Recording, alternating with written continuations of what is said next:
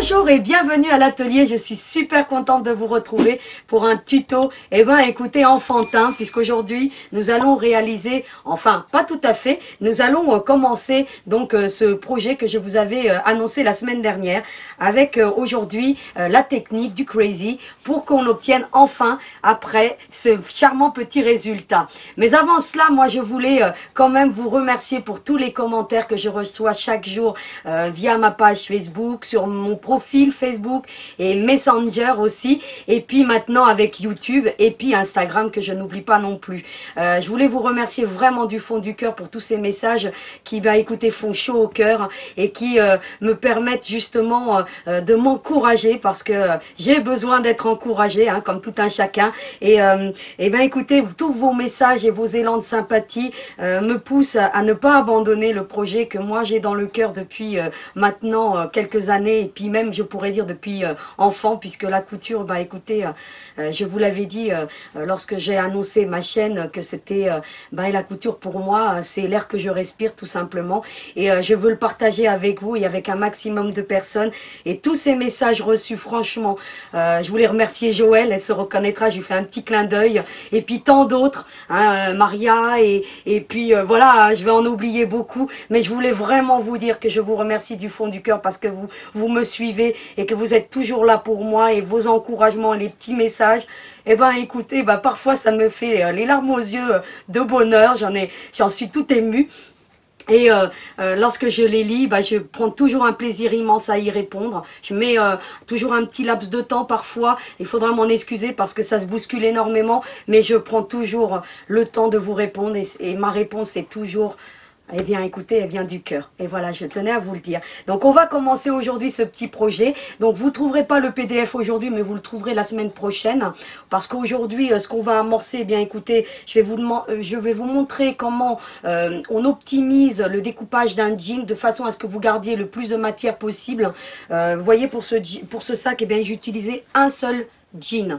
Alors comme le jean a des tons un petit peu, vous voyez, différents, et bien c'est ce qui permet d'obtenir un résultat un petit peu, vous voyez, avec des tonalités de tissu, en utilisant le même jean, parce que vous savez qu'il y a plusieurs tonalités dans un jean, hein. Il passe du délavé au plus foncé, et ce qui permet d'obtenir écoutez, une harmonie parfaite, hein. Donc moi j'aime bien, hein, mais vous pouvez mélanger bien entendu d'autres tons. Et puis ce sac, si vous voulez passer l'étape du crazy, vous pouvez aussi le faire avec un tissu uni, mais tout ça je vous en parlerai la semaine prochaine. Donc ce qu'on va faire aujourd'hui, on va optimiser donc le jean au maximum pour garder le plus de matière.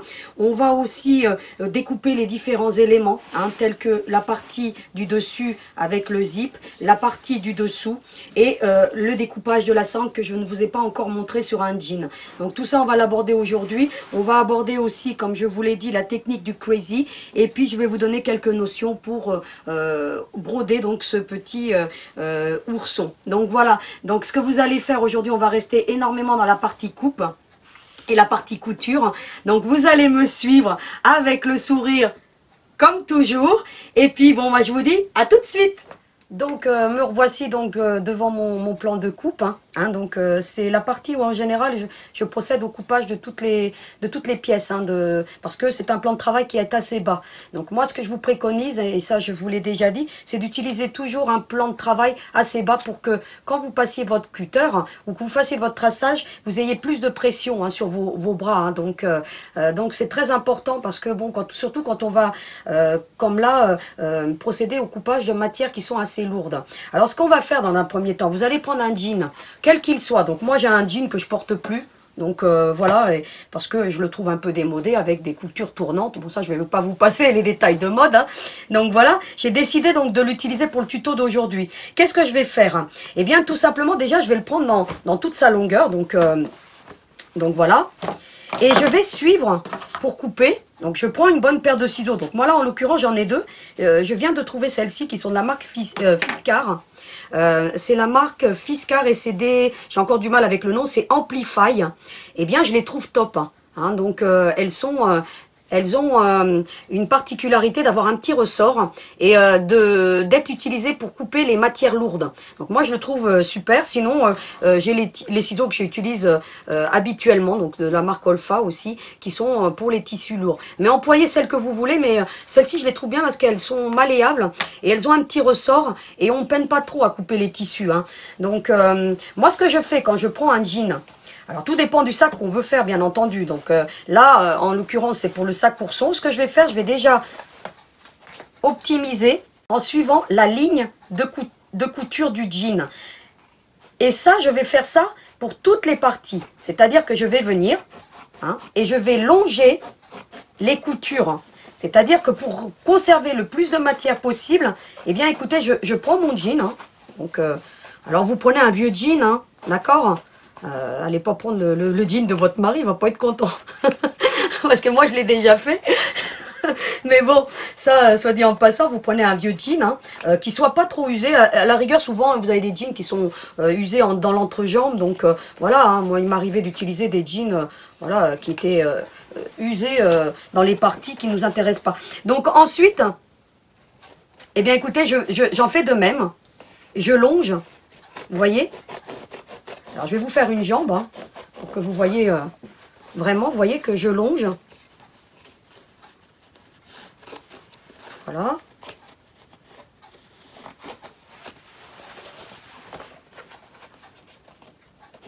Puis on y va franco, hein, donc on y va tranquillement. Vraiment longer, c'est important pour garder justement de belles longueurs. Vous avez vu que j'ai été jusqu'en haut hein, de la taille. Ici, bah écoutez, comme il a un effet avec une couture, donc bah écoutez, je vais couper sur la marge. Et tous ces petits morceaux que vous voyez que vous auriez certainement jeté, hein, eh bien moi je les récupère pour faire le crazy justement. D'accord, vous voyez? C'était le bas de mon jean. Eh bien je vais venir ici couper ensuite, bah écoutez, vous ferez pareil, hein. Alors prenez des ciseaux qui coupent vraiment, parce que là il y a beaucoup d'épaisseur. Vous voyez, je vais faire comme ceci, couper vraiment le long de la couture. Et je vais vraiment l'optimiser parce que ces parties-ci, bah, écoutez, je vais les garder pour faire le crazy parce qu'il y en a suffisamment long. Et ensuite, bah, écoutez, je reviens encore longer la couture. Alors, je ne procède pas de la même manière quand je fais d'autres sacs. Hein. C'est-à-dire que parfois, je coupe la jambe directement. Mais ça, je vous le montrerai quand on fera... j'ai des petits sacs assez sympas, des éco-bags. Je l'avais sorti en version jean. Et franchement, vous verrez que... Bah écoutez, vous voyez? Voilà, vous voyez que toutes ces petites chutes, bah, je ne vais pas vous faire l'autre, mais parce qu'il faudra couper le long de la couture ici, mais vous voyez que je récupère vraiment tout. Je réserve. Eh bien écoutez, une fois que j'ai obtenu cette partie-ci, vous voyez? Donc, je vais la couper quand même jusqu'au bout. Vous voyez? J'obtiens une longueur déjà. Vous voyez? Donc bah, je fais la même chose avec l'autre jambe. Donc je réserve celle-ci. Je pense qu'il était important que je vous montre un petit peu comment moi je procède pour couper ce jean. Bah écoutez, ensuite, bah écoutez, je viens couper le long des coutures aussi. Hein, donc j'hésite pas. Donc c'est pas grave si je coupe un petit peu dans la ceinture parce que la ceinture je vais pas la récupérer. Ou peut-être ici, vous voyez, on peut quand même récupérer parce qu'elle est assez large pour faire le crazy. Des fois, il va nous manquer des petits bouts. On garde tout, d'accord? C'est très important. Là, je fais la même chose. Bah écoutez,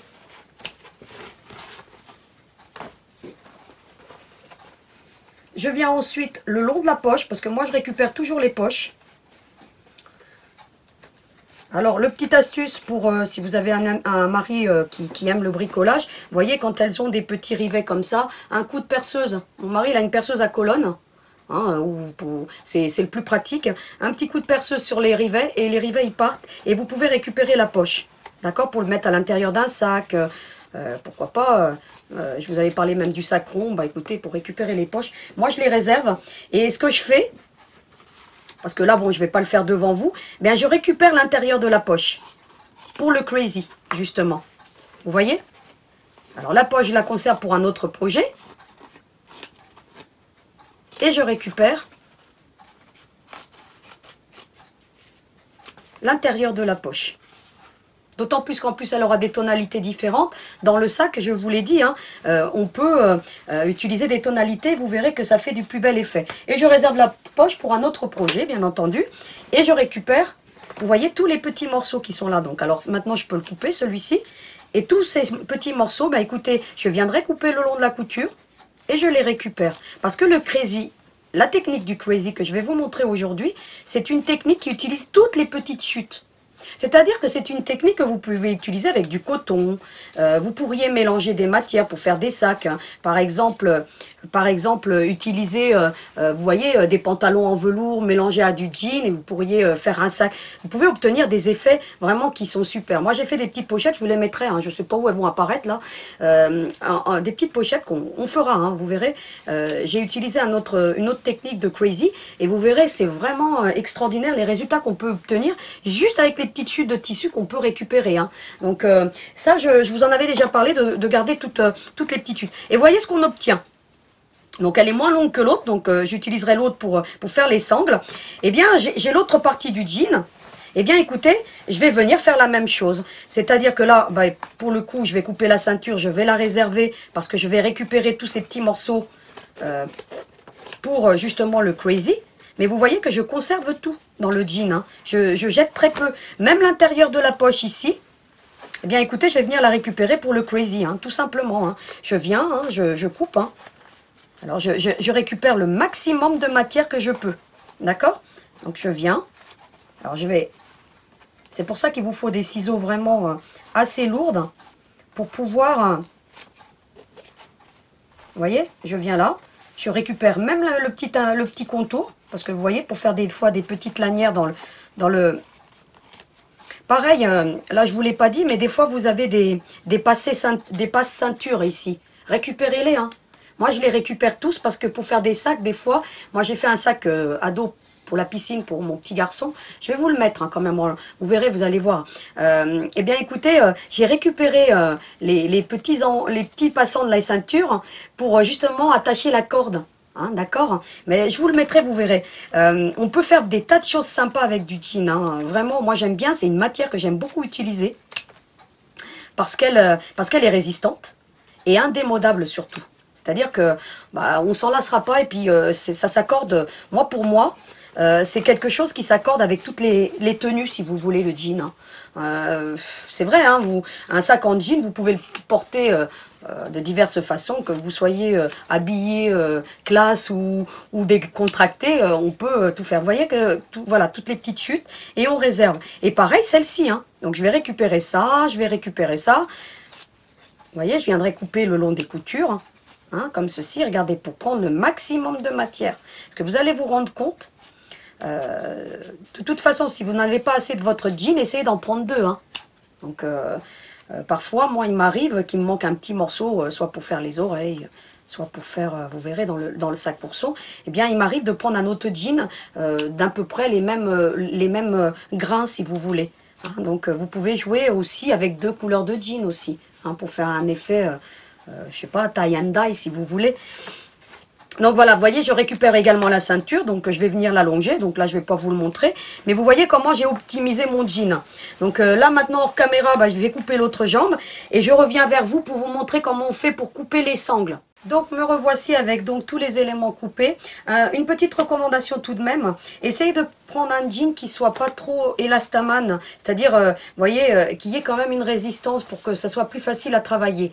Donc c'est juste pour la petite recommandation. Et bien entendu, vous utilisez un vieux jean, hein. Allez pas piquer les jeans des enfants, ou, voilà, pour faire le sac, hein, parce que je sais qu'après vous aurez envie de le faire. Vous allez voir, vous allez prendre du plaisir à le faire, ce petit sac ourson. Donc vous voyez, j'ai vraiment optimisé un petit peu le jean. Vous voyez qu'il était vraiment, c'était vraiment un vieux jean avec des coutures tournantes, et voilà, moi j'ai utilisé vraiment, voilà, je recycle hein, en fait tout ce qu'on ne porte plus. Donc ce que vous allez faire, donc vous allez prendre dans un premier temps la plus grande longueur que vous avez pour faire les sangles. C'est-à-dire que moi, je vais prendre, par exemple, parce que, regardez, il faut vraiment que vous preniez les plus grandes longueurs. Vous voyez ? Donc moi, je vais plutôt prendre celle-ci parce que celle-ci, vous voyez, il y a une marque ici d'usure du jean. Donc je vais les utiliser, les chutes, pour faire tout à l'heure le fond du sac. Mais vous voyez, je vais essayer de ne pas prendre tout ce qui est usure. Donc vous ferez pareil. C'est-à-dire que là, moi je vais optimiser de façon à récupérer le maximum de chute pour faire le crazy, mais aussi de ne pas utiliser tout ce qui est usure qui pourrait apparaître sur le sac. Donc ça va de soi. Donc qu'est-ce que je vais faire? Je vais prendre cette jambe-ci qui est vraiment la plus large et la plus longue. Pour moi, c'est la plus longue que j'ai. Donc j'aurais pu prendre celle-ci, mais celle-ci, comme il va me falloir une longueur de 7 cm, j'ai ici une marque, et bien que je veux pas qu'elle apparaisse dans ma sangle ou qu'elle apparaisse dans tous les autres éléments. Et donc je vais prendre celle-ci pour l'instant. Et je vais réserver toutes les autres. Alors, je vais m'occuper sur la partie de la sangle. Alors, la sangle, vous savez, c'est les sangles bimatières comme je fais habituellement. Elles sont bimatières. Elles ont justement deux coloris. Hein, d'accord? Vous avez la partie extérieure. Donc là, en l'occurrence, elle fera 7 cm de large. Mais ça, je vous le mettrai dans le PDF. Et vous allez prendre donc une règle à patchwork. Ou vous allez prendre un matériel ou une règle quelconque si vous n'avez pas de plan de coupe. Ce que vous allez faire aussi, vous allez utiliser un vieux plan de coupe. Moi, j'ai celui-ci, je l'utilise toujours pour les jeans. Il est relativement vieux pour éviter d'abîmer celui que vous avez en dessous. Parce que quand on coupe du jean, eh bien, on fait beaucoup de pression. D'accord? Vous allez ensuite, eh bien écoutez, vous pliez votre jean comme je vous ai déjà montré pour des grandes longueurs de tissu. D'accord? Vous allez le prendre comme ceci. Vous voyez qu'ici, on n'a pas, il n'est pas droit le jean, en l'occurrence. Mais là, vous formez forcément, quand vous le pliez en deux, vous formez un angle droit. C'est-à-dire que vous allez le mettre vraiment aligné à votre plan de coupe, comme ceci. Alors, vous allez laisser un petit carreau, parce que pour qu'on puisse, voilà. Vous le mettez en alignement, ou sur le bord de votre table. D'accord? Sur le bord de table. Donc, vous allez prendre votre règle, tout simplement. Vous allez le mettre, il faut vraiment que vous formiez un angle droit, hein, d'accord, pour que vous puissiez le couper de façon optimisée. Et vous allez ensuite prendre votre cutter et vous allez tout simplement venir aligner. Alors vous verrez qu'avec le jean, il faut passer plusieurs fois. C'est pour ça qu'il faut bien maintenir votre règle à plat. Et c'est pour ça que moi j'ai mis cette poignée hein, pour m'aider à maintenir ma règle, hein, justement. Regardez. Et je réserve la chute. Parce qu'avec cette chute, eh bien, le crazy, alors je ferai en sorte de ne pas utiliser, vous voyez, la partie usée, mais en le coupant en deux, vous verrez, on optimise. Vous avez vu que j'ai obtenu un angle droit.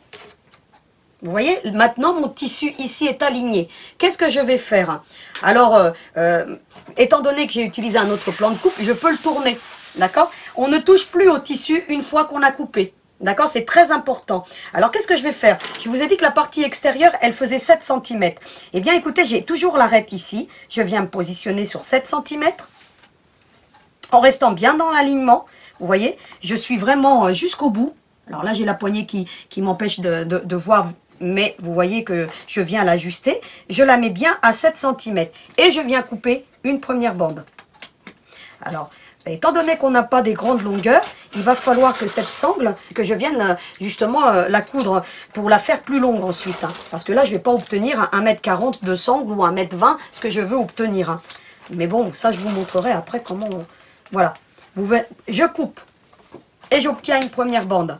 Vous voyez, j'en ai pas suffisamment long. Eh bien, je vais en couper une seconde.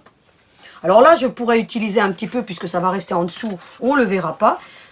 Je vais utiliser mon jean comme ceci. Je le laisse bien toujours dans l'alignement. Vous voyez, je laisse un petit carreau là pour pouvoir bien mettre ma règle en équerre. Vous prendrez le bord de votre table, hein, d'accord? Comme ça, ça vous fera un indicateur. Et vous viendrez avec votre règle, mais prenez une règle avec un angle droit. C'est-à-dire qu'avec un bord plat ici pour que vous puissiez faire comme une équerre si vous voulez. D'accord? Et vous viendrez tracer et couper avec vos ciseaux.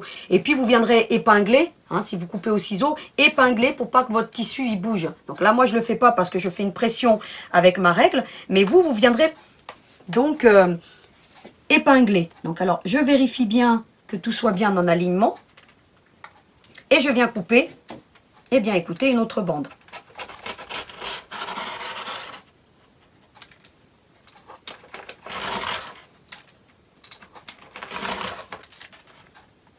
Alors vous voyez, alors vous ne bougez pas votre règle, si vous utilisez votre cutter rotatif, vous ne bougez toujours pas votre règle tant que votre tissu n'est pas séparé. Hein. Parce que sinon, après, vous ne pourrez pas obtenir des bandes. Vous voyez que là, il me restera qu'un petit bout, on le verra à peine. Et voilà, j'obtiens une autre longueur. Alors, je vais vérifier que j'ai bien mes 1m40 hein, que je veux obtenir pour la sangle et pour les embouts de sangle. Alors, les embouts de sangle, il faut 16 cm, hein, divisé par 2, puisqu'il faudra deux embouts pour mettre le petit anneau. Donc là, en l'occurrence, je devrais obtenir suffisamment, puisque j'ai déjà, ma règle fait 60, j'ai 1m20 x 2, plus encore 20 cm. Donc j'ai largement assez pour pouvoir faire ma sangle et les embouts qui permettent de recevoir les anneaux. Donc voilà, donc je réserve donc ces deux bandes qui vont me servir pour faire les sangles, d'accord. Et puis je vais m'attaquer maintenant donc au fond du sac et à la partie où il y a les zips, d'accord. Voilà les bandes qu'on vient de couper, elles correspondent à cet extérieur-ci de la sangle, vous voyez. Elle est bimatière, hein, comme je vous l'avais dit, donc on aura une partie centrale, mais la partie centrale sera coupée dans du tissu, comme vous le voulez, à 3 cm, d'accord, de largeur, sur toute la longueur, bien entendu. Hein. Vous voyez que là, je ne l'ai même pas encore fixé, donc, voilà, ces deux bandes, à quoi elles servent, et puis elles servent aussi à faire ces petits embouts ici, qui reçoivent ensuite un anneau. Donc moi là, j'ai pris un anneau, vous voyez, mousqueton. Alors, je les trouve plutôt sympas parce qu'il lui donne un beau petit rendu au sac. Et à savoir, ce petit sac ourson, c'est pas seulement un sac, hein. Donc, c'est aussi une trousse de toilette quand l'enfant y grandit. Hein. Donc, vous pouvez très bien en faire une trousse de toilette, hein, pas forcément un sac. Hein. Donc, voilà, hein. Donc ça, c'est soit dit en passant. Voilà, donc c'était la petite information. Donc, voilà pour les sangles. Ce qu'on va faire maintenant, eh bien, écoutez, on va couper la partie du zip. Parce qu'avant de faire le crazy, comme je vous dis, on doit récupérer le maximum de matière possible. C'est-à-dire qu'on va se concentrer sur cette partie donc supérieure et sur la partie inférieure du sac. D'accord? Donc pour qu'on puisse optimiser ensuite le reste pour venir faire le crazy. D'accord? Alors le crazy, vous l'avez là. Donc je vous en parle après pour qu'on puisse d'abord se concentrer. Qu'est-ce que je vais faire? Eh bien écoutez, cette chute, je vais la réserver, hein, qui me reste des deux sangles que j'ai fait. Et je vais prendre un autre morceau de tissu. Donc voilà, je prends ma petite panière. Et écoutez, je vais essayer de prendre une partie qui n'est pas trop abîmée. Bon, vous voyez là, en l'occurrence, j'ai de quoi faire. Donc je vais prendre celle-ci. Je peux maintenant ranger mon cutter et ma règle, je n'en ai plus besoin. Dans le PDF, vous allez trouver deux gabarits, donc où on trouvera, vous trouverez inscrit fond du sac, donc c'est ce que je vous ai montré tout à l'heure, et la partie qui va recevoir le zip. Donc, il faudra doubler le tissu, parce que je vais essayer d'optimiser un petit peu le PDF au maximum pour que vous puissiez avoir les longueurs exactes. Il faudra doubler le tissu. Alors, comment moi je fais? Je prends ma partie du jean, je prends la partie du fond, vous voyez, comme ceci. Je viens avec mon stylo, hein, donc là vous pouvez prendre un stylo basique, hein, voilà, j'ai pris un friction, mais là pour le coup, prenez ce que vous avez. Hein. Et puis je viens tout simplement tracer le contour. Alors vous voyez que je ne me mets pas bien au bord, parce que je vais quilter, hein. Donc ensuite moi cette partie du fond, pour lui donner une stabilité, d'accord, avec un point décoratif. Et ça, je vous en parle après. Donc je viens, je trace tranquillement, je fais un petit marquage pour mettre le milieu, voilà. Alors je prononce bien le marquage, hein, parce que c'est sur du jean. Je viens ensuite doubler, comme ceci, hein, je retourne mon gabarit, hein, tout simplement, et je viens continuer à tracer.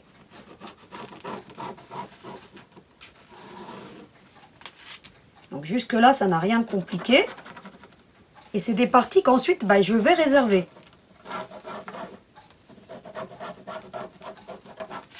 Voilà. Alors je vais bien prononcer le trait pour que vous voyez bien. Voilà. Ensuite, qu'est-ce que je fais? Bah écoutez, je prends mes petits ciseaux. Et je viens couper non sur le trait. Parce que comme on va positionner du molleton en dessous, je vous ai toujours dit que le tissu avait tendance à rétrécir, d'accord, ou à s'allergir, tout dépend de la matière que vous allez utiliser. D'accord? En l'occurrence, moi, là, je vais laisser une petite marge de couture, hein, ce qu'on appelle une marge de couture, tout simplement. Je laisse 1 cm de chaque côté, environ. Hein. Voilà, je viens comme ceci. Et j'ai obtenu le fond de mon sac. Vous voyez, j'ai optimisé de façon à ce que le jean soit le plus propre possible. Hein. Vous voyez que là, il y avait en l'occurrence, la trace de marquage du jean qui était usée. Et donc, je suis venue l'optimiser au maximum. Donc, voilà ce qu'on obtient pour la partie du fond du sac. Je réserve bien entendu cet élément-ci. Et je conserve toutes les chutes pour pouvoir faire le crazy, justement. Donc, je les réserve. Eh bien, écoutez, maintenant, je m'attaque à la partie du zip. Je prends un autre morceau de jean. Donc, alors, peu importe. Hein. Donc, voilà, celle-ci. En l'occurrence, ça devrait faire l'affaire. Je devrais même pouvoir faire les deux sur celui-ci. Eh bien, écoutez, je viens le positionner au plus haut hein, pour récupérer le plus de matière possible. Et puis, en sachant que les chutes, moi, je les récupère ensuite pour faire justement le crazy. Eh bien, écoutez, je viens, pareil, de la même manière que ce que j'ai fait tout à l'heure. C'est pour ça que de passer tout sur des bases cartonnées, bah écoutez, ça facilite, comme vous voyez là, bah écoutez, ça vous facilite le travail. Je viens ensuite, bah écoutez, faire mon petit marquage.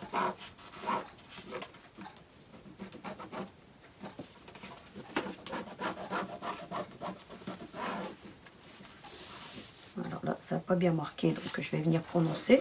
En sachant qu'après, il va falloir remarquer sur l'endroit, hein, d'accord, avec un stylo craie lorsqu'on va marquer. Donc ça, je vous le redirai après.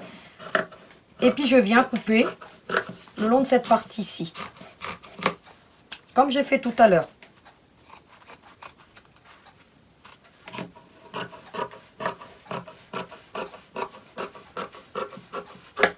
Eh bien, écoutez, je récupère le petit morceau qui est là. D'accord? Je le réserve. Je récupère cette partie-ci. Ah, elle avait dit, qu'est-ce qu'elle va faire avec ces petites chutes? Mais vous allez voir que le crazy, on utilise toutes les chutes. Donc, gardez-les bien, hein, donc c'est important. Donc, j'ai obtenu une partie. Bien, écoutez, je vais faire la même chose, puisqu'il m'en faut 2 pour la partie du zip. Donc, je vais le couper, le tracer et je reviens vers vous. Ensuite, qu'est-ce qu'on va faire? Eh bien, écoutez, on va se concentrer sur les oreilles de l'ourson. Hein, vous voyez, c'est très important. Vous avez les petites oreilles. Donc, elles sont également en jean. Donc, il faut absolument que ça soit donc assorti au moins sur toutes ces parties supérieures et inférieures. Qu'est-ce que je fais? Ben, écoutez, je prends le gabarit et je viens déjà les dessiner sur l'envers. Hein. Donc, je prends mon petit gabarit et je viens les tracer 2 fois. Parce qu'il a 2 oreilles. Hein. D'accord? Et il faudra éventuellement doubler le tissu. Donc, je viens, je les trace, alors j'en fais une. J'en fais une seconde.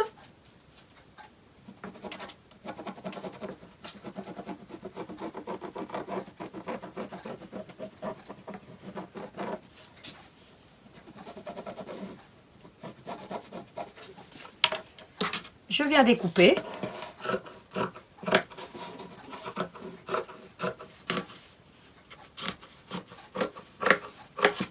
Alors, si j'en ai pas assez de ce tissu-là, ben écoutez, je viens en récupérer sur un autre morceau. Mais je réserve cette chute et je viens en prendre une seconde. Alors, je vais prendre ma petite panière. Je vais voir si j'ai une longueur suffisamment grande. En l'occurrence, là, ça devrait aller. Vous voyez? Et je viens tout simplement, ben écoutez, ça va être très bien. Couper un second morceau de tissu identique.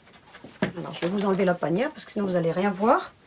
Je viens couper donc un second morceau de tissu identique à ce que je viens d'obtenir et je réserve toujours les chutes. Et voilà ce qu'on obtient. Vous voyez, une partie où j'ai tracé, une partie qui est identique que je viendrai mettre endroit contre endroit. Et je viendrai mettre après du molleton, mais ça je vous l'expliquerai la semaine prochaine. Alors qu'est-ce qu'on a fait aujourd'hui? Déjà on a préparé donc tous les éléments. Donc là on a les oreilles, on a le fond du sac, on a les 2 parties où on va obtenir le zip, d'accord? La partie qui est ici. Voilà. Et on a les deux parties qui vont recevoir la sangle. Enfin, on va fabriquer la sangle. Voilà ce qu'on a obtenu. Donc, tous ces éléments, vous les réservez bien pour donc la semaine prochaine, hein, d'accord? Parce que la semaine prochaine, on va les utiliser et donc je vous montrerai un petit peu comment on va monter tout ça. Donc, voilà les choses importantes qu'il faut faire avant de commencer à faire le crazy. Donc comme vous venez de le voir, on vient de couper tous les éléments donc nécessaires pour faire le sac. Maintenant on va s'attaquer à la partie la plus intéressante qui est le crazy. Alors qu'est-ce que c'est que le crazy? Le crazy, c'est justement le fait d'assembler des petits morceaux de tissu de façon à faire donc un dessin et un relief à un sac, si vous voulez. Donc je vais vous expliquer un petit peu comment moi je procède pour faire le crazy, hein. Donc il y a plusieurs méthodes. Vous pouvez partir avec un hexagone, vous pouvez partir avec une base carrée. Donc on va se concentrer sur cette partie centrale, parce que la partie centrale, c'est ce qui va définir votre sac et votre crazy. Alors pour faire le crazy, par exemple, vous pouvez partir, comme je viens de vous le dire, d'une base carrée, d'une bague hexagonale, un pentagone, tout ce que vous voulez pour faire du crazy, à partir du moment où il est des arêtes, tout simplement. Mais la formule la plus connue en crazy, c'est celle que je vais vous montrer aujourd'hui, qui part un petit peu sur ce genre de petits gabarits. Donc, on n'a pas toutes forcément ce petit gabarit. Il est de la marque Quilting Simplicity. Donc, ils sont spécialisés un petit peu dans tout ce qui est quilting. J'utilise également cette marque parce que, bon, ils ont des gabarits qui sont assez épais et qui sont vraiment de très bonne qualité. Donc, moi, je pars sur cette base pour faire le crazy parce que c'est la plus répandue et qui vous permet de faire un petit peu ce genre de dessin. Mais vous pouvez utiliser un carré, vous pouvez utiliser tout ce que vous voulez. Moi, je vais vous le mettre hein, donc, dans le patron. Hein. Donc, je vais vous mettre ce petit gabarit dans le patron pour que vous puissiez avoir le même rendu que pour mon sac. D'accord? Sauf qu'il va falloir que vous le remettiez vraiment vous le reproduisiez sur un carton quand même, voilà, une base cartonnée. Là, vraiment, pour le coup, il faudra le faire parce que sinon, vous allez avoir du mal à tracer. D'accord? Ce genre de petits gabarits. Donc, voilà, on va se concentrer donc sur cette partie-ci. Et donc, qu'est-ce qu'on va faire? Dans votre PDF, vous trouverez donc la semaine prochaine, vous trouverez ceci. Donc là, vous ne faites pas attention au mien, en l'occurrence, le vôtre, il sera plus propre. Le mien, il est gribouillé de partout, mais ça, vous le savez, je gribouille, hein, donc énormément. Donc, vous prendrez le gabarit. Et qu'est-ce qu'il faudra faire ensuite? Prendre du molleton.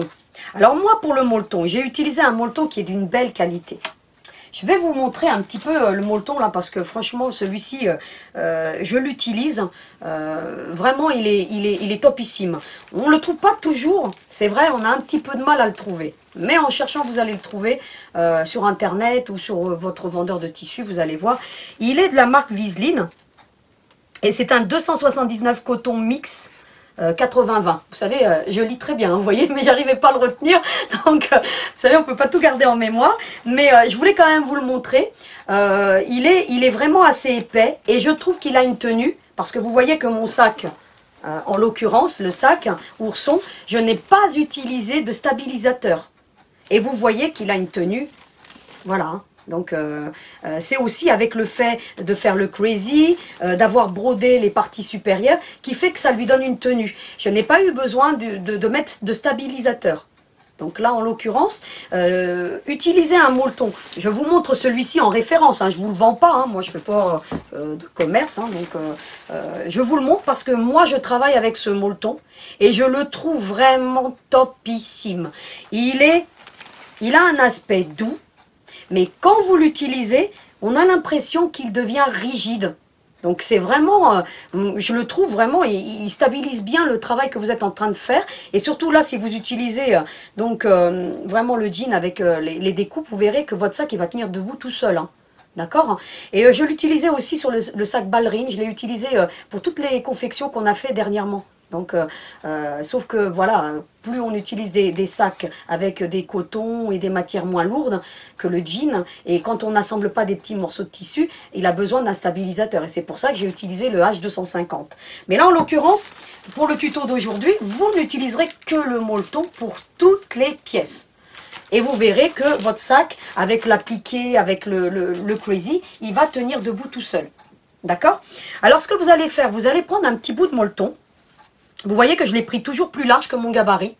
Hein, donc, je vous ai dit toujours, on coupe le molleton plus large que son gabarit. C'est très important parce que, je vous l'ai dit, ça a tendance à rétrécir ou en fonction des matières que vous allez utiliser, à l'élargir. Si vous utilisez un jean élastamane, eh bien, ça va vous élargir votre tissu. Donc, on va réserver donc le molleton. Comme ceci, vous en couperez 2. Il faudra en couper 2. D'accord? Parce que vous avez une partie frontale de votre sac et vous avez une partie, la partie de derrière à concevoir. Donc aujourd'hui, on va en voir qu'une, hein, parce que sinon, la vidéo va traîner en longueur et je vais vous mobiliser toute la journée.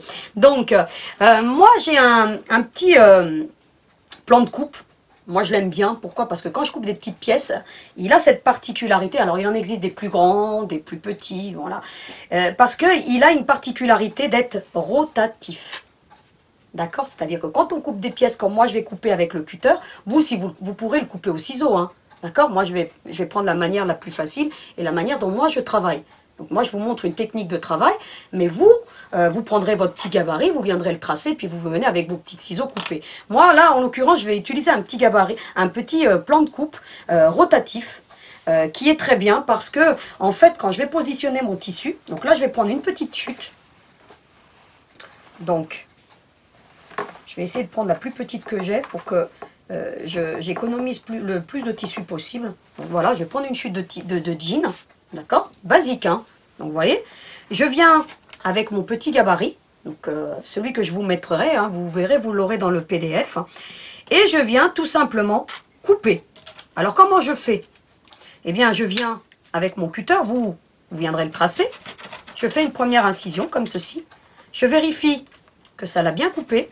Je ne bouge surtout pas mon gabarit. Je tourne. Je coupe. Je retourne encore mon petit plan de coupe.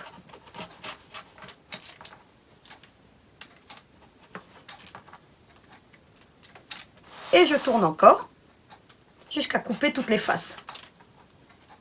Alors, je vérifie toujours que les éléments sont coupés. Hein. Je ne bouge pas. Vous voyez, je fais une pression sur mon gabarit. Alors, si vous avez ce type de petit gabarit, utilisez-le. Hein. Donc, moi, je vous le mettrai dans le PDF, mais vous, utilisez le vôtre si vous en avez. Hein. Là, c'est une méthode qu'on utilise beaucoup pour le patchwork. Hein. C'est ce genre de petit plan de coupe qui tourne. Et vous voyez que je ne bouge pas. Et ça me permet de toujours avoir mon gabarit en place. Parce que si je devais tourner autour de ma table ou tourner mon grand plan de coupe, ça ne serait pas pratique. Et donc, voilà ce que j'obtiens. Vous voyez? Eh bien, il ne me reste plus qu'à l'enlever et j'obtiens ceci. Ça, c'est la base du crazy. D'accord? C'est la base vraiment traditionnelle du crazy. Eh bien, qu'est-ce qu'il me reste à faire? Ben maintenant, il va falloir que je vienne l'appliquer au centre de mon molleton. Au centre, mais vraiment, vous n'avez pas besoin de calculer. Hein. Là, vous voyez, même je pourrais mettre un peu plus haut, je peux mettre un peu plus bas, peu importe. Mais il ne faut pas le mettre à droite, ni plus à gauche, ni trop en haut, ni trop en bas. Pas au milieu forcément, mais sur la partie centrale.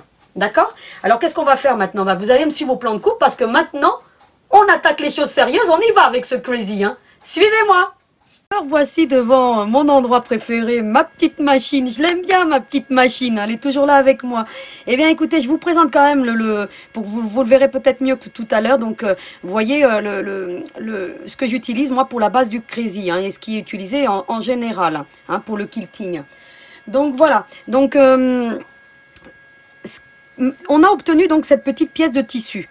Qu'est-ce qu'on va faire? Eh bien, comme je vous l'ai dit, on le met sur une partie centrale. Eh bien, on va venir tout simplement coudre au plus proche tout le contour pour le fixer sur le molleton. Vous réglez à une longueur de point de 2 mm. Et puis, vous venez tout simplement au plus proche. Hein, vraiment, vous voyez, je suis vraiment dans le bord. Alors, on y va tranquillement parce que bon, si on fait un point de trop, eh ben, on recule. Voilà, on retourne. Et vraiment au plus bord. Hein. C'est juste pour fixer la pièce. Hein. Comme ceci.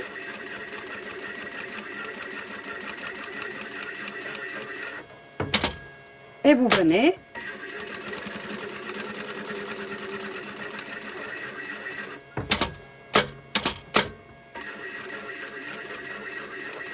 Alors, si vous dépassez votre couture, c'est pas gênant. Il faut, c'est qu'il soit donc placé comme ceci. D'accord? Vous voyez? Alors, peu importe le sens où vous voulez le faire, de toute façon, vous obtiendrez le même résultat. Hein, d'accord? Vous voyez que ce qu'on obtient de l'autre côté. Qu'est-ce qu'on va faire ensuite? Eh bien, écoutez, on va partir sur la base qui se trouve à côté de la larrette la plus petite. On va prendre une bande de tissu, peu importe laquelle. On essaie d'abord de commencer par les bandes de tissu les plus courtes qu'on puisse avoir. C'est-à-dire que vraiment, moi, je vais venir prendre toutes les petites chutes, les plus petites. Vous voyez, toutes celles que j'ai récupérées, qui sont vraiment les plus petites. Alors, j'essaye de voir qu'elles ne soient pas trop abîmées. D'accord? Et je viens tout simplement prendre, vous voyez, je ne la coupe même pas encore. Hein. Je prends la longueur. Parce que là, on va travailler énormément avec des petites chutes pour commencer. Et je viens, vous voyez, je commence par cette arête-ci. Alors, j'aurais pu très bien commencer par celle-ci, si vous voulez. Moi, je décide toujours de commencer par le plus petit. Hein, donc, là où il y a la partie, où on trouve la plus petite ici. Donc, je prends, vous voyez, là, c'est plus petit. Donc, je viens me positionner comme ceci. Et vous voyez que je reste dans l'alignement ici. C'est très important de toujours rester dans l'alignement. Si on a plus par ici, c'est pas grave. On viendra couper, on viendra, ou on pourra même le laisser, ça crée de l'épaisseur à notre ouvrage. C'est pas important. Le plus important, c'est de toujours bien rester en alignement puisqu'on va tourner dans le sens des aiguilles d'une montre. Et c'est important de savoir où vous vous êtes arrêté pour bien reprendre ensuite. C'est là la technique du crazy, c'est de toujours aller dans le même sens. Alors là, je vais jusqu'au bout et j'arrête. Et je viens et je coupe. Alors je peux couper le petit excédent là, hein, pour pas qu'il gêne. Et j'ouvre mon ouvrage. Vous voyez ce qu'on obtient. Alors, vous pouvez prendre des bandes, peu importe la largeur, elles peuvent être plus étroites, plus épaisses. Ça n'a aucun souci. Vraiment, vous faites comme vous le sentez. Hein. Et vous venez me prendre une épingle. Alors, je vous préconise de prendre des épingles, voilà, des vieilles épingles, hein, parce que des fois, ça passe sous la machine. Hein. Et voyez, ensuite, vous avez cette petite arête qui est ici. Eh bien, vous venez vous mettre en alignement comme ceci. Vous faites en sorte que votre tissu vienne se mettre comme ceci, dans le prolongement du... Vous devez le voir ici, c'est tout petit.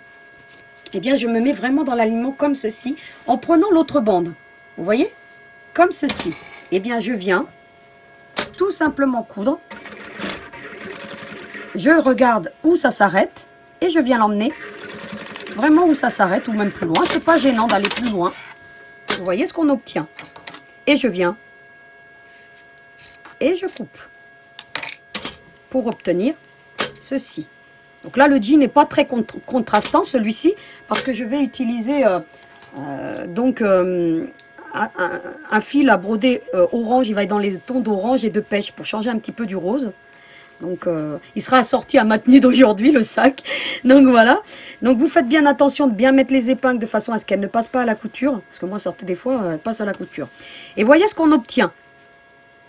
Donc, il est très important de toujours commencer par le côté gauche, si vous voulez, d'où on trouve la partie la plus petite. Parce que sinon, la partie la plus petite, elle sera camouflée. D'accord? Donc, vous commencez comme ceci. Vous faites ensuite l'arête la plus petite. Et puis ensuite, bah, vous tournez dans le sens des aiguilles d'une montre. Hein. Tout simplement. C'est ça le crazy. Ben, vous venez là. Vous voyez, vous n'avez même pas besoin d'être droit. Le tissu n'a pas besoin d'être droit. C'est pas grave. Il faut, c'est suivre cet alignement et dépasser celui-ci. Alors, on y va. Vous voyez que je me mets. Vous voyez, il n'est même pas droit, mon tissu. C'est pas grave. On peut... La marge de couture, vous faites celle que vous voulez. Votre pied de machine, ce que vous voulez. Vous voyez que là, même des fois, moi, je vais plus loin. Je viens, je coupe. Je pourrais garder cette grosse longueur, mais je trouve que ça ne fera pas joli dans mon ouvrage. Eh bien, je coupe. Vous voyez? Même si c'est de travers, c'est pas grave, vous voyez? Le crazy, c'est ça. C'est on utilise le maximum de petites chutes. On n'est pas obligé d'être droit. L'important, c'est de toujours respecter les arêtes. Tout simplement. Donc, alors après, qu'est-ce que je fais? Bah, écoutez, cette petite chute, hein, vous voyez, hein, elle est toute petite. Hein, bah, je vais la récupérer. Et je viens l'appliquer là.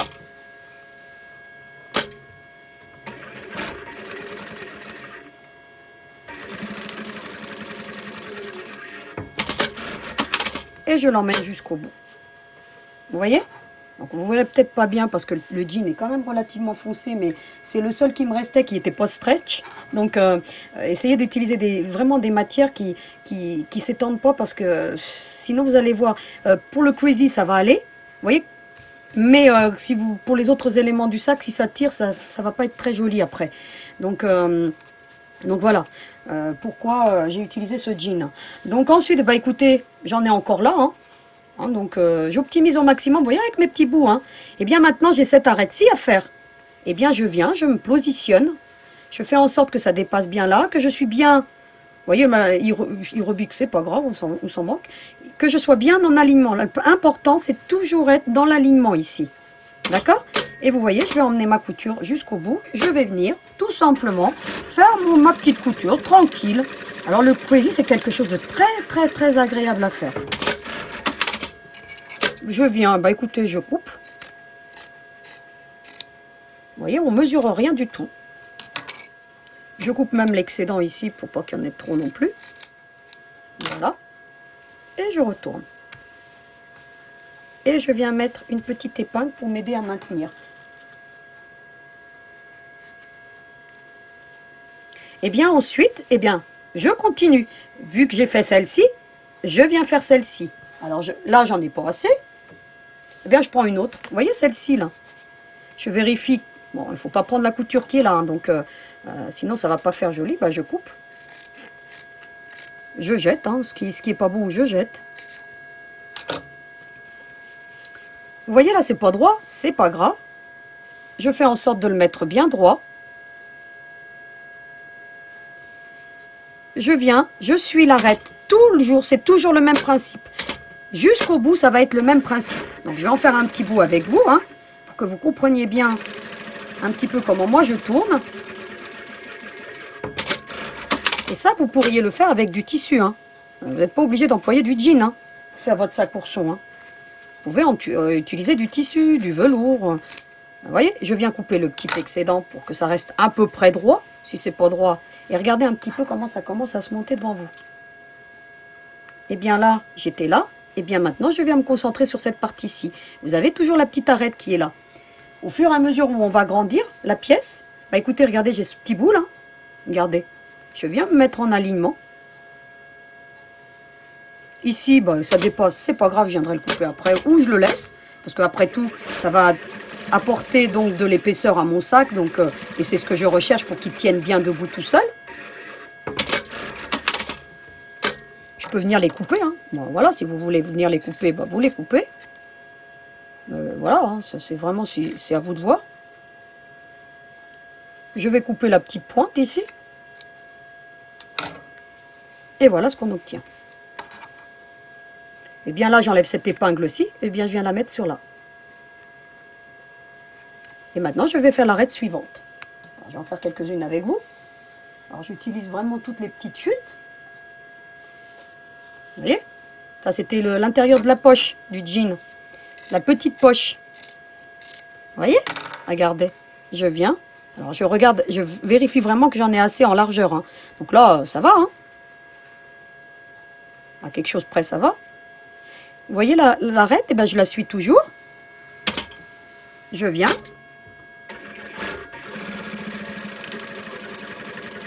Alors le crazy, ça peut être aussi super dans un rabat d'un sac. Quand vous voulez faire un sac qui est un petit peu banal avec un petit rabat, eh bien vous venez faire le rabat. Je vous mettrai le lien là, donc il va apparaître je sais pas où. J'ai eu une petite stagiaire. Donc c'était avant le Covid. On avait fait elle voulait un petit sac original en jean. Et puis, écoutez, je lui ai fait un petit sac, une petite besace. Et le rabat était avec un crazy. Et ça a rendu superbe. Donc, elle n'a pas voulu broder. Mais vous verrez, je vous le mettrai, vous allez voir. Et le rabat, avec le rabat, ça faisait un rendu qui était pas trop mal. Donc ensuite, écoutez, j'ai l'arête suivante. Je viens. Toujours endroit contre endroit, pardon, j'allais faire une bêtise là, je parle, et puis voilà. Donc, toujours endroit contre endroit, donc, mais vous devez le voir puisque le jean est assez contrastant, donc on le voit relativement bien. Vous voyez, j'ai pris cette bande là que logiquement on aurait jeté, Eh bien, écoutez, regardez. Et il est évident qu'après, il va falloir que vous utilisiez d'abord toutes les petites chutes. Parce qu'après, on aura besoin de grandes longueurs.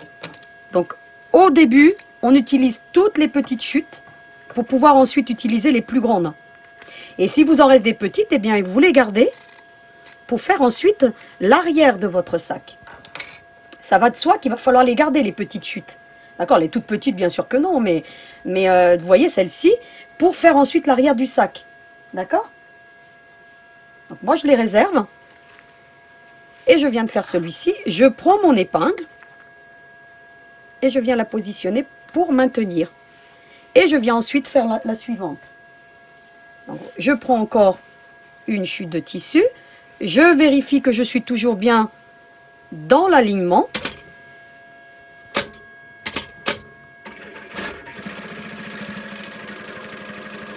Si c'est pas bien droit ici, si j'en ai pris un peu plus, c'est pas grave. L'important, c'est d'arriver au bout. Je vais couper la petite pointe parce que sinon il va y en avoir de trop. Regardez, je viens avec mon ciseau. Et vous voyez, je coupe pas droit. Hein. Regardez. Eh bien. Vous voyez, ce qui fait l'effet du crazy, c'est justement cet effet qu'il n'y a pas les mêmes largeurs de bande, il n'y a pas les mêmes longueurs, il n'y a pas... Et c'est ce qui va donner du charme, justement, à votre crazy. Et bien ensuite, bah écoutez, je viens faire l'arête suivante. Bah écoutez, je continue avec ma chute, hein. Tout simplement, tant que j'en ai assez de longueur, d'accord, je suis toujours l'arête, eh bien je peux toujours continuer à utiliser mon tissu, hein, jusqu'au bout, hein.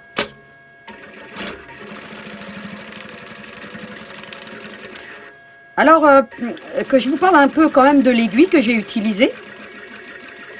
C'est une aiguille de 100. D'accord? La semaine prochaine, pour les différents assemblages, je vous en reparlerai, on utilisera une aiguille de 110. Attention, toujours bien utiliser l'aiguille en fonction de ce que vous faites. C'est très important parce que sinon vous allez avoir des loupés. Et moi j'ai bien compris ça, c'est que l'aiguille est très importante. La tension du fil est importante quand on fait un ouvrage, mais aussi l'aiguille.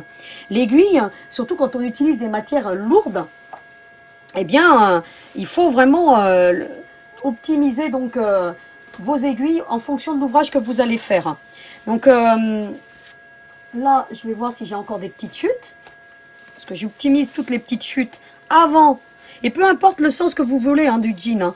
Là, il n'y a pas le respect du droit fil. Hein. Donc, je pense que ça vous semble évident. Depuis tout à l'heure, je ne vous en parle pas. Mais le droit fil, voilà. Hein. Essayez d'avoir toujours le même grain de tissu. Mais si vous partez dans un sens ou dans l'autre, c'est pas gênant. Parce que de toute façon, c'est ce qui va faire du charme à votre sac. Que ça parte dans tous les sens. Hein. D'accord ? Donc là, vous voyez, bah, je démarre ici. Vous voyez, pourtant, il est plus long. C'est pas grave. Je viendrai couper. Et j'y vais tranquille. Je coupe comme ceci. Comme ça, après, la longueur, bah, je pourrais l'utiliser. Et je viens. Alors, je fais attention de ne pas couper mon ouvrage. Hein. Comme ceci. Vous voyez, ça se forme devant vous. Alors, quand il y a un jean qui est un peu plus délavé, on voit plus de relief. Hein. Donc là, je pense que vous devez quand même le voir. Vous voyez qu'on a quand même du relief. Hein. D'accord? Eh bien, on fait la suivante. Bah, je vais faire celle-ci encore avec vous, puisque maintenant, je pense que vous avez compris le principe. Donc, une petite dernière. Et lorsque j'arriverai vers la fin, parce qu'il faudra que je vous montre un petit peu comment je finis un petit peu ce crazy, je reviendrai vers vous. Alors, on fait le dernier. Ensemble, parce qu'après c'est toujours le même principe, tourner dans le sens des aiguilles d'une montre. Hein. C'est très important. Hein. Ne partez pas dans l'autre sens, parce que sinon, bah, écoutez, vous n'aurez plus l'effet crazy. Hein. Le crazy, c'est justement de respecter toujours le même sens. Hein. Donc on ne respecte pas la largeur des bandes, on s'en moque, mais le sens, c'est-à-dire que là, je viens de terminer celui-ci, eh bien je viens faire celui-ci. Et vous le reconnaîtrez toujours parce que vous avez toujours deux pointes ici. Vous voyez un petit peu. Vous voyez qu'ici, on n'a pas le même effet. Donc, vous pouvez arrêter votre ouvrage en cours de couture. Vous saurez que la prochaine étape que vous aurez à faire, c'est celle-là. Parce que regardez, elles sont toutes les deux. Vous voyez la couture là? Elles sont toutes les deux dans le même sens. Donc, c'est ici que je dois démarrer. D'accord? Si vous décidez d'arrêter votre ouvrage en cours de couture, vous pouvez toujours reconnaître où vous en étiez puisque vous avez là, regardez, ça longe ici. de la même manière. Elles arrivent dans le même prolongement. Et vous n'avez pas ça dans les autres côtés. Vous voyez que celui-là, il part dans un sens, et là, il part dans l'autre. Donc, c'est comme ça que vous reconnaîtrez où vous en êtes de votre ouvrage. Donc, moi, je vais terminer donc une bonne partie donc du Crazy. Je reviens vers vous pour vous montrer, parce qu'il y a certains endroits, vous allez voir, on n'a plus assez de tissu. Je vous montre un petit peu comment je termine tout ça. Et puis, après, on abordera la partie de la broderie. Alors, à tout de suite. Je me suis arrêtée donc sur cette arête-ci. Inutile de venir faire ce point-ci parce que de toute façon, vous voyez que même là, je l'ai dépassé pour faire le tour. Et puis, bon, j'en ai largement assez. Eh bien, écoutez, je viens mettre une bande maintenant sur cette pointe-ci. Donc, j'ai passé l'étape de celle-ci. Je viens là. Bah, écoutez, j'essaie de trouver une bonne longueur. Alors, j'essaie de prendre un tissu toujours qui ne soit pas abîmé. Hein, d'accord? Donc, j'optimise au maximum mon tissu et les chutes. Bah, écoutez, je les conserve pour l'instant tant que je n'ai pas fini l'autre ouvrage. Et je viens comme ceci.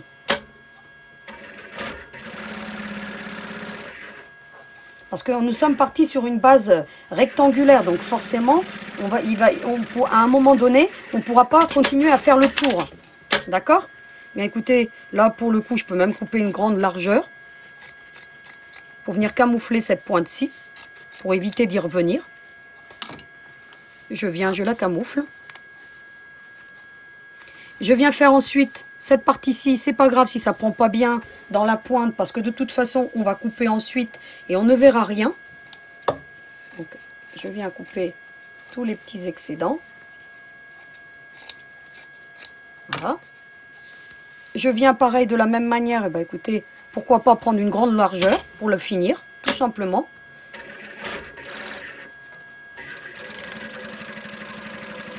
Voilà. Je l'emmène jusqu'au bout.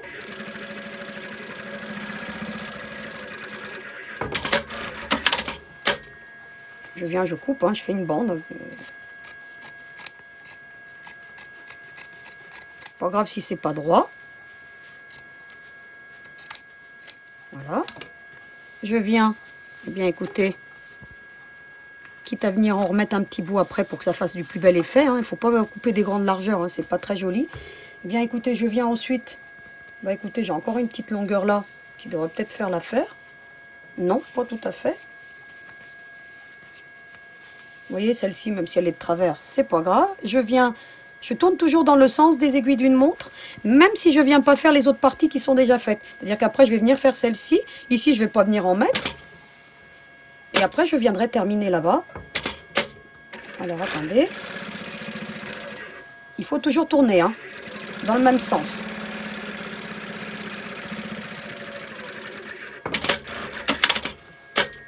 Alors, si vous voulez venir couper les pointes ici, vous pouvez le faire, hein, pour éviter les épaisseurs pour vous. Moi, je les laisse parce que bon... voilà. Et je viens... Vous voyez que ça dépasse, hein. Regardez. C'est normal, hein. Je vais vous remonter. Vous voyez, ça dépasse. C'est normal. Bien écoutez, je me suis arrêtée là. Bien écoutez, je viens mettre encore un morceau ici. Alors là, maintenant, j'ai plein de petites bandes partout. Donc maintenant, il faut que j'utilise des grandes longueurs. C'est pour ça que je vous ai dit qu'il faut vraiment garder les grandes longueurs. Qu'est-ce que je fais? Je prends ma jambe. Je viens l'appliquer comme ceci. Dans une arête longue. Vous voyez, c'est pour ça que je vous ai dit qu'il faut commencer par les petits morceaux pour qu'il vous reste de grandes longueurs pour terminer ensuite. D'accord? Bien, je viens toujours en suivant mon arête.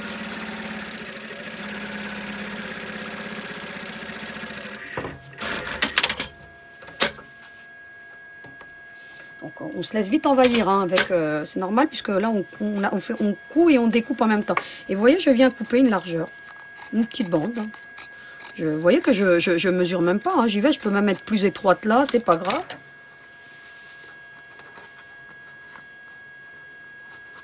Alors je pense que le petit morceau là, il n'y a pas besoin de venir le faire. D'accord? Parce que de toute façon, on va positionner le gabarit, donc on verra qu'on a suffisamment de largeur. Par contre, je vais en rajouter un petit morceau ici. Donc là, je vais pouvoir prendre une petite chute. Je vais essayer d'en trouver une. Je pense que ça devrait aller. Même si je ne vais pas jusqu'au bout, de toute façon, vous voyez que là, comme ça dépasse, si on ne va pas jusqu'au bout, c'est pas gênant. Parce que là, on essaie quand même de... Je ne suis pas tout à fait droite. C'est un peu bombé. Ben écoutez, je viens réajuster avec mon petit scie. Donc je viens la coudre, tout simplement.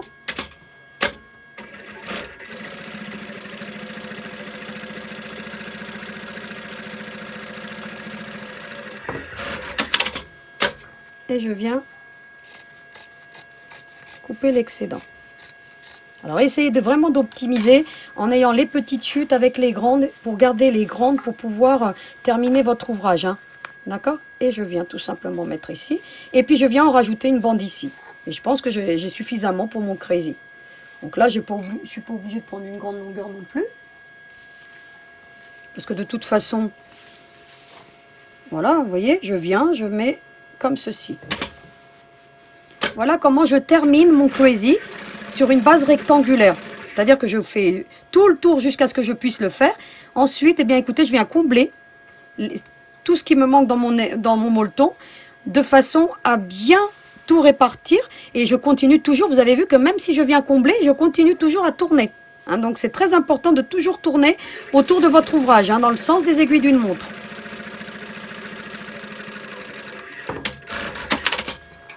Et je viens ensuite couper l'excédent. Voilà. Et puis je viens, voilà.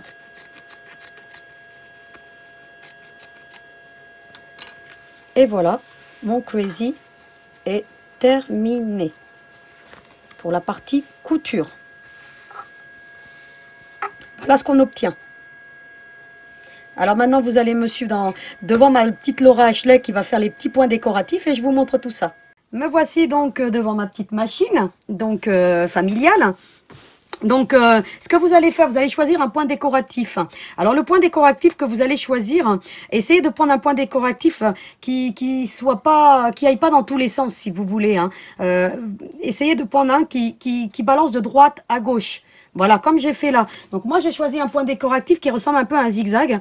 Il pique. Vous voyez, j'ai fait un essai. Hein. Faites des essais avant pour voir ce que ça donne. Et vous voyez, je l'ai fait sur une arête aussi pour voir un petit peu ce que ça donne en termes de piquage.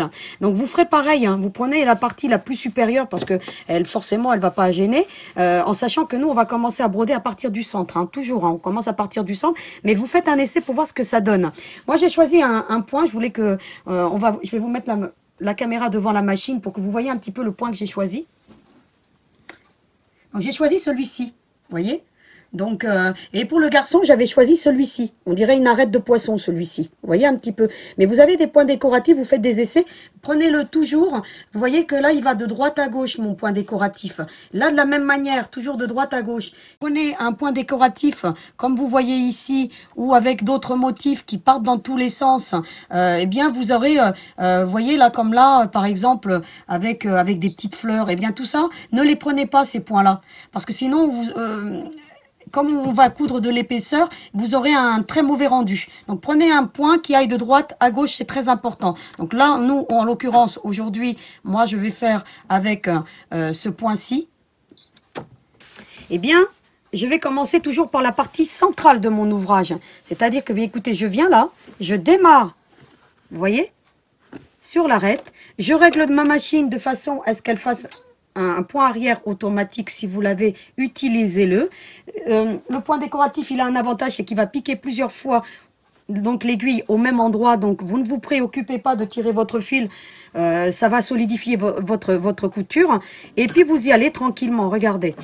Alors j'ai pris un pied, donc spécial point décoratif, hein, d'accord. Donc il se compose comme ceci. Ou alors vous pouvez prendre le pied double entraînement.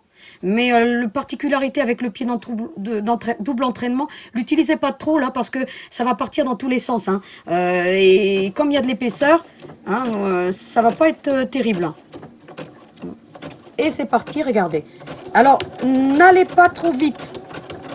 Réglez votre machine. Donc moi je peux régler la lenteur ou la vitesse de ma machine.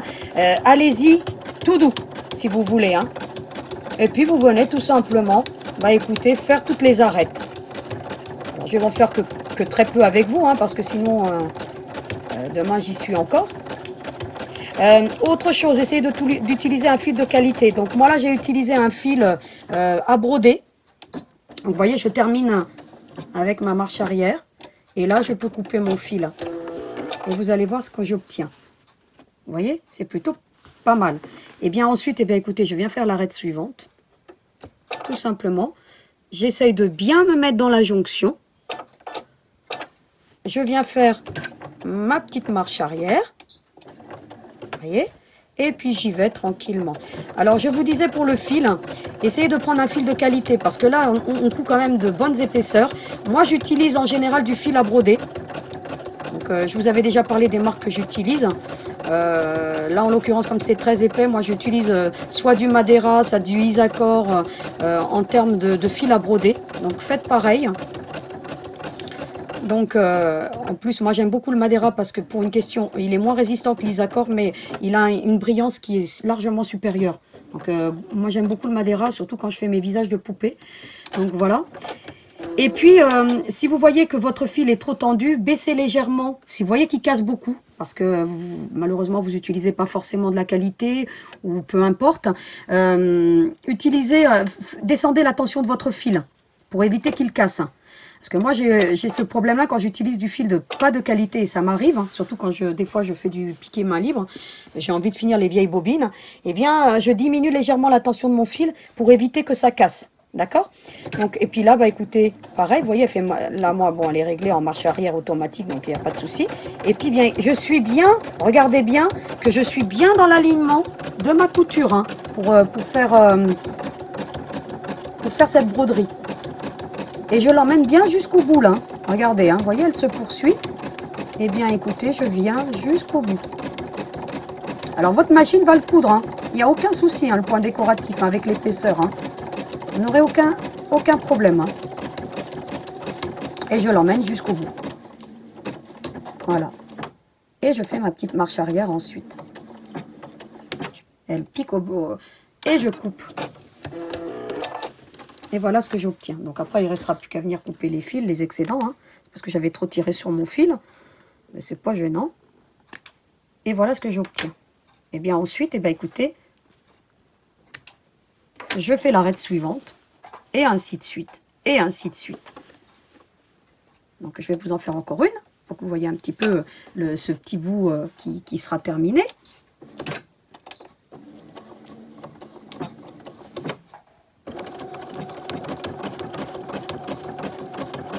Alors vous voyez que ma vitesse est modérée. Hein.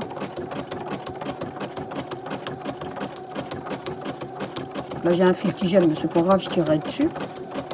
Je vois qu'il ne se prend pas dans la couture, donc c'est pas gênant, mais essayez de ne pas avoir des grandes longueurs, parce que s'il se prend dans la couture, vous allez avoir du mal ensuite. Hein. Voilà, et je coupe. Donc voilà, vous voyez, là, il ne s'est pas pris, donc j'avais bien raison. Eh bien, écoutez, ensuite, bah, écoutez, je vais faire la petite arête pour que vous voyez le centre. Comme ça, vous verrez le centre terminé. Et puis, hors caméra, bah, je viendrai finir.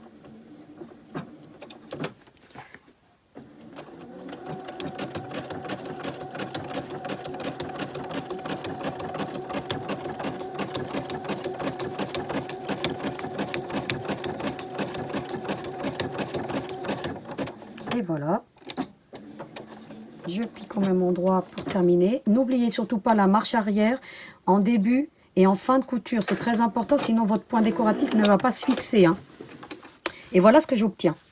Vous voyez, c'était plutôt pas mal. Hein. D'accord, bah écoutez, hors caméra, donc je vais venir continuer tout ça. Et puis je vous retrouve tout de suite. Me voici de nouveau, donc avec le crazy quasiment terminé, parce que les points décoratifs c'est vraiment très long à faire, et donc vous le verrez plus en détail la semaine prochaine. Je vous l'approche bien pour que vous voyez un petit peu ce que ça peut donner. Un petit conseil tout de même, n'oubliez pas d'utiliser le même fil sur la canette que sur le fil que vous utilisez sur le dessus. Hein. Vous voyez que là j'ai la canette, j'ai utilisé le même ton de façon façon à ce que si jamais ça tire un petit peu trop, on n'ait pas, vous voyez, un effet le blanc qui ressort par exemple sur du orange, ça ferait pas très joli. Vous voyez un petit peu ce que ça donne sur l'envers. Donc vous voyez un petit peu les points décoratifs qui commencent à venir, à rajouter un petit charme donc à mon ouvrage. Je vais le terminer donc pour le tuto de la semaine prochaine. Je ferai la partie arrière également du sac, et puis je vais préparer tous les éléments pour qu'on soit au taquet pour la semaine prochaine pour finaliser le montage de ce petit sac ourson. Et puis la vidéo suivante, comme je vous l'avais promis, ben on fera le petit ourson et je vous apprendrai à faire un petit nœud double. Donc là, vous avez déjà un petit peu un aspect des coloris que je vais utiliser donc pour le sac ourson version fille. Et puis, je vous apprendrai à emboutir le zip comme habituellement, donc avec la même technique que le tuto de la semaine dernière, hein, donc pour la petite trousse basket, hein, avec pose d'un biais, donc pose du zip, donc voilà, et puis donc la réalisation de tous les petits appliqués qui composeront un petit peu ce petit charmant petit sac avec l'emboutissement des yeux, comment j'ai fait tout ça. Donc tout ça nous le verrons là donc la semaine prochaine. En attendant de vous revoir, et c'est toujours un plaisir donc de vous retrouver, ben écoutez, je vous souhaite une belle semaine créative bien sûr, et en attendant, vous n'oubliez pas, hein, à vos aiguilles.